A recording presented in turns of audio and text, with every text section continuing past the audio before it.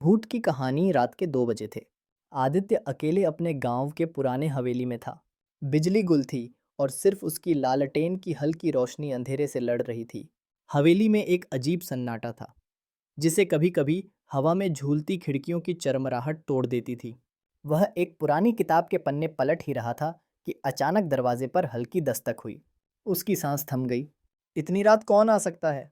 डरते डरते उसने दरवाज़ा खोला। सामने कोई नहीं था, लेकिन ठंडी हवा का एक झोंका उसकी रीढ़ में सिहरन दौड़ा गया। तभी पीछे से एक धीमी कांपती हुई आवाज़ आई, मुझे अंदर आने दोगे? उसने झट से लालटेन उठाई और कमरे के हर कोने में नज़र दौड़ाई। कोई नहीं था, लेकिन हवा भारी हो गई थी, जैसे कोई अजनबी वहाँ खड़ा उसे देख रहा हो। फिर किताब जो उसकी टेबल पर थी, अपने आप पलटने लगी। डर से कांपते हुए उसने दरवाज़ा बंद कर लिया।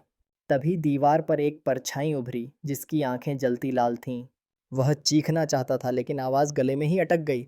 सुबह जब लोग हवेली पहुंचे, तो आदित्य कमरे के एक कोने में बेसुध पड़ा था। उसकी किताब खुली थी और उसके आखिरी पन्ने पर कांपते हुए अक्षरों में लिखा था, तुमने मुझे अंदर आने दिया, अब मैं हमेशा यहीं रहूंगा। रात के उस मेहमान का इंतज़ार अब अगले साहसी इंसान को था।